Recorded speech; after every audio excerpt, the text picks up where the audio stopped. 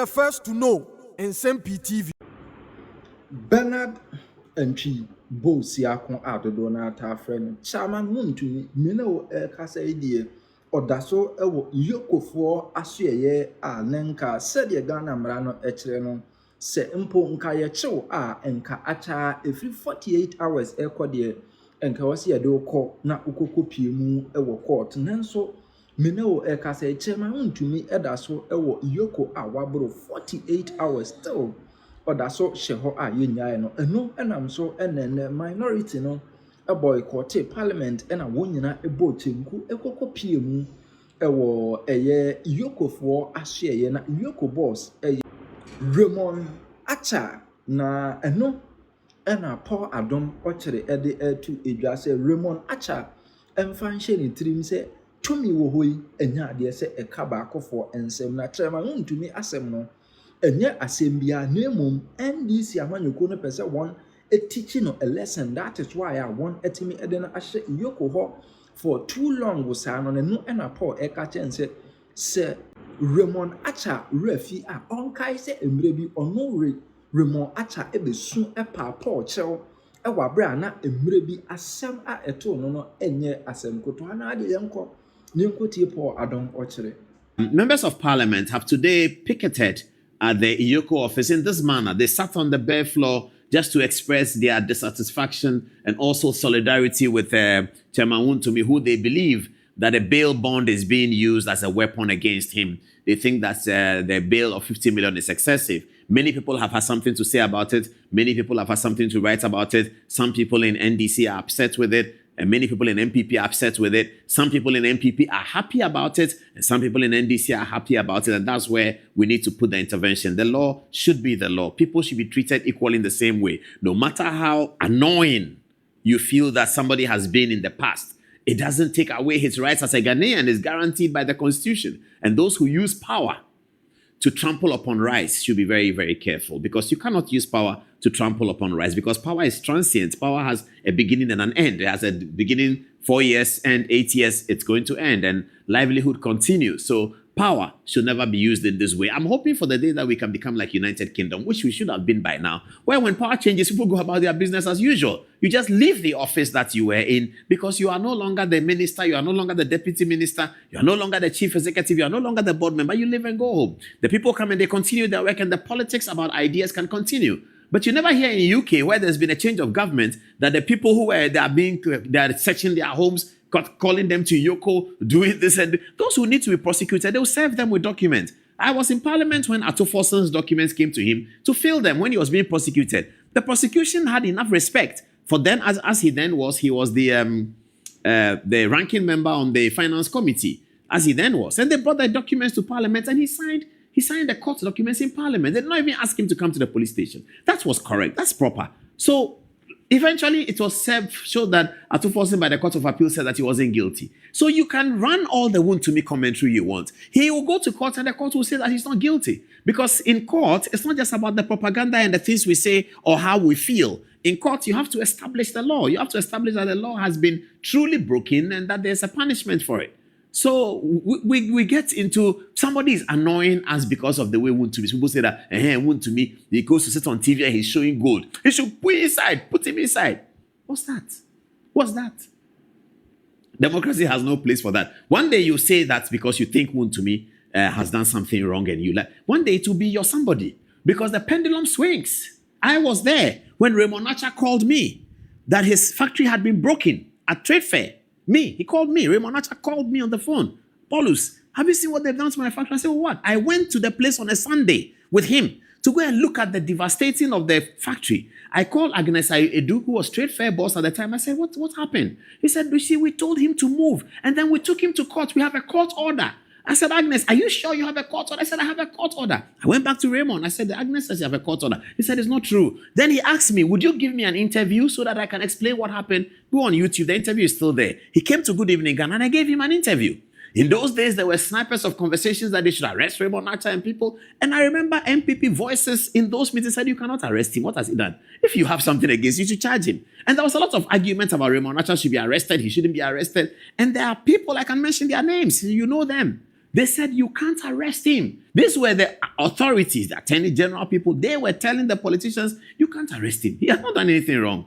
I went to see the devastation. Even those days, they had arrested him and put him in EOCO, that he has taken government land to do his private business. What would have been the outcome? He may have gone to court and won, but he was not arrested. And then I hosted him on TV. Some people didn't like it. But I said, no, it's not proper. So that's how it is. That day, he was on the other side of the law. On the other side of the politics, I should say. He was on the other side of the politics. He called me that they have broken his factory. I went to trade fair. I saw it. They had dug around his factory so he can't enter. His factory building was there. And then what do they call it? The machine, the yellow thing that dig. Excavator. The excavator had excavated all the earth around his factory. So you have to jump down into the excavator and come up. It was quite deep. I stood there with him. I should have taken photographs. I think I did. And I must have sent the photographs to McDan. Yeah, so I'll check my contacts with McDan. I think I did. Because McDan was chairman of Trade Fair. And I had interviewed McDan on the show. And I had asked him what happened to Raymond Archer. And he had talked about it. So when Raymond Archer came, I said, this is what McDan said. And they had those exchanges. So it is not always like as it is. Today is a EOCO boss. But the other day, they had broken his factory at Trade Fair. So the law must take its place. If one to me has done something wrong, by all means prosecute him. But you want to teach him a lesson that you have put him in the EOCO. Well, you can teach him a lesson today. Next time, you will be at Trade Fair and they would have dug round. Is that how we want to do it? Well, fair enough. Those who are excited, you can be excited. But tomorrow is coming. It's coming very, very quickly. And people who can speak freely like this are those people who know that they have not done anything wrong to anybody when they have power. Because power moves from one person to the other. It's as it is, isn't it? So I will appeal to the EOCO people that it is becoming a bit stretchy on this matter. Kwabena Dubois, we saw it. What is happening in court today? Kwabena Dubois' case is not even progressing. The judge has asked the prosecution to bring witness statement. He has had to tell the prosecution twice to bring witness statement. Today is Thursday. Tomorrow is Friday. It will be 2 weeks now since the judge asked them to bring the witness statement. No witness statement has come. Nothing. But they have kept Kwabena Dubois there because somebody somewhere wants to teach him a lesson because of something that is unrelated to what they are talking about. That's always the case, viewers. It is always the case. They want to teach him a lesson about something that's unrelated to the matter they are dealing with. So people are calling me that, you see, to me too, he goes to sit on TV and he says, I have houses, I have money. That may be wrong.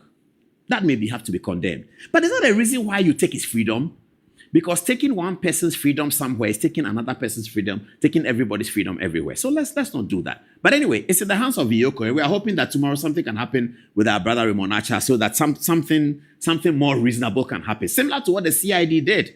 The Criminal Investigations Department of the police. They called Wontumi in. He went into their office. They held him for 4 hours. They allowed his lawyers to be there. They interrogated him. They wrote down questions and said, listen, we are investigating you for this, that. Go home. Come tomorrow. Tomorrow he came. They went there. Yes. With EOCO, they don't want to sit with him and interrogate him and begin the process of prosecuting. They want to arrest him on the road in some funny way and then take him in just to show him that his party is no longer in power. But his party may come back to power. His party may come back to power. This party may very well come back to power. Do you know what's going to happen? The NDC was not in power yesterday. The NDC came back to power. The NDC was defeated in 2016. The humiliating defeat, similar to the NPP one. You can say one is better than the other, one is bigger than the other, but it's about the same. Granting a super parliamentary majority to the MPP in 2017, granting a super majority to the NDC in 2025. That can also be reversed. A super majority can become, as they call, a mighty minority. It was a super majority before. It came to a mighty minority. It's not just that happened in Ghana. Go to England. Keir Starmer and the Labour Party, they watched Parliament complete and they moved from minority to a super majority. The other day, when Boris Johnson was there, they were in the super minority. But now they are in the majority. In America, it's the same thing. The Democrats are hoping that in midterm election, they can close the gap a bit. But the election of 2024 was devastating. Donald Trump and the Republican Party swept all the Congress and also have the Senate. So that's how politics is. We need to standardize a few things. Human rights are human rights. Every Ghanaian has it is attached to every Ghanaian the day he's born. So let's respect that if we can. But if we cannot, fair enough. All right, so members of parliament went into picket over there on the Wontumi story. Let's see some of the videos that we have about the Wontumi story. Alexander Fenyo Markin was saying something. Let's have a look at Alexander Markin's video. I want to say something to my respected friend, Mr. Raymond Archer. He will not be executive director of EOCO forever. Someday, one day he will not be there. He should be mindful of how he is going about things. You will call them, they won't even respond. You try to engage them, they will say, oh, okay. The next moment they will be tossing you. We will continue to peacefully dialogue with them. I'm not saying that if Wontumi has done anything, don't take him through due process. No. Don't harass him. Alexander Markin, you couldn't have put it better. You are very right about that. Let's get on to the next story. Ibrahim Mahama is suing Bryce Simmons. Now, what is he suing Bryce Simmons for? Bryce Simmons is alleged to have published in some of his famous articles that Ibrahim Mahama has been responsible for the termination of contract between the government of Ghana, which will be the Ministry of Lands, and Goldfields Ghana Limited. I think Bryce Simmons alleged other things. Let's see the details. Can we? Yeah, okay. Here we go. Ibrahim Mahama versus Bryce Simmons. So Ibrahim Mahama has sued Bryce Simmons, claiming that Bryce Simmons' statements are defamatory of himself. Okay, what are these assertions by Bryce Simmons? One, Bryce Simmons made the following assertions: that Ibrahim Mahama is responsible for government of Ghana's decision not to renew the license of Goldfields. Number two, that Ibrahim Mahama undermined Goldfields' ability to secure a renewal for its lease. Number three, that Ibrahim Mahama leverages his relationship with the sitting president to obtain unfair business advantage. What reliefs is Ibrahim seeking? One, he's asking a declaration that the statements are defamatory. Number two, order of retraction of the said statements and an apology in the Daily Graphic. Number three, order of perpetual injunction restraining Bryce Simmons from every engaging in such a crusade of words against Ibrahim. Number four, that general damages worth 10 million cedis, cost inclusive of legal fees. So this is the action that Ibrahim Mahama has brought against Bryce Simmons. Viewers, you remember that Goldfields Ghana Limited had an issue with the system. They said that their contract is being terminated in a way that it shouldn't, and all sorts of issues occurred. Eventually, they came to have a meeting with President Mahama. I believe some kind of arrangement was agreed upon that Goldfields will have a 1-year extension, and within the 1 year, there'll be conversations about what to do with the contract. I think Bryce Simmons wrote something, and Ibrahim Mahama has taken legal action against him. So we wish both parties well, and we'll be following and watching. We hope that it doesn't get to court. They can settle it before it gets to court, because Bryce Simmons is somebody that has a big impact in some of the things that we do in this country. He always has good information. Okay, so now let's what do we have here? The Ghana embassy shuts. The Ghana temporarily shut embassy in US over alleged visa scandal. Everyone was confused when this was published, and everyone was wondering what is happening. Because when we're growing up, if you're listening to the news, when Yasser Arafat did something and say United Kingdom was not happy with it, and therefore they refused Yasser Arafat's entry to London when he arrived or something like that. For those of you who don't know who Yasser Arafat is, you can Google him. Yasser, Y-A-S-S-E-R, Arafat, A-R-A-F-A-T. Yasser Arafat, he was our childhood hero. Yasser Arafat was the leader of what they called the Palestinian Liberation Organization, the PLO. Yasser Arafat was, in the era of the Cold War, he fought massively on the left. Yasser Arafat was this dynamic leader who could, by virtue of the politics of Israel and Jerusalem, could not enter his own territory, the territory where the Palestinian area where he is supposed to be the leader. He was unable to enter because Israel will not allow him to enter. So Yasser Arafat was carrying his crusade around the world. He came to Ghana. He will be in South Africa after Mandela was released. He will be in SWAPO with Sam Nujoma and all of that. Yasser Arafat was with Che Guevara and all of those people. So Yasser was a revolutionary, and he always dressed like that. So whenever Yasser Arafat had done something wrong, the African Union would usually support Yasser Arafat. And the way in which the African Union would make their case for Yasser Arafat was that they take a particular date and said that the African Union members, or those days they call them the Organization of African Unity, all of these members are going to close down their embassies in Britain. So Nigeria, Ghana, Uganda, Cameroon, Kenya, all of us who are showing solidarity with Yasser will close our embassy in Britain for that day. So closure of embassy did not reflect a disciplinary action on the embassy. Closure of embassy was a diplomatic signal to the country in which the embassy is that we are not happy with you. So I'm not so sure why, having studied political science, Ablakwa took that decision that this closing embassy. Closing embassy is suggesting that we are unhappy with the United States of America. Closing embassy is not that we are disciplining somebody in the embassy. Closing the embassy means, maybe I'm wrong, but you are the foreign minister. Does closing embassy mean, do you take disciplinary action by closing the embassy? We thought that from political science, international politics, that closing embassy meant that you have a problem with the country in which the embassy is. So that if we have a problem in the United States, then you close down the embassy. But this embassy that you closed almost indefinitely, well, it's open today anyway. As a matter of record, it's open today. But this is what happened, and we are all still trying to understand the points. Today, I saw on social media people arguing that the Mr. Kwatin boy who is involved in the so-called visa scandal was employed by the embassy in 2014 and 15. Contrary to what Ablakwa put up that he was there in 17. He says that the embassy had been working with him in 2015-14 at the time when Hannah Tete was the foreign minister. Before who was the ambassador in America under John Mahama? I can't remember now. I think it will come as the program goes on. So there's a little thing we want to say. But viewers, you can research and correct us if we are wrong. What is the essence of closing down your embassy in a certain country?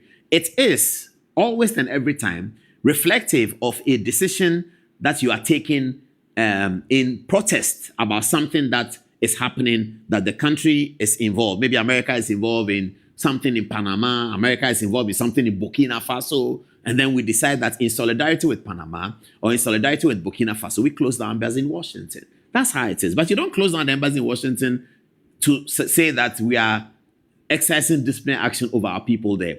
You want to exercise disciplinary action over people there, just take them out. You just bring them to Ghana, you sack them, whatever you want to do. But you don't shut down the embassy. But anyway, we'll see how it goes now that the embassy is open again.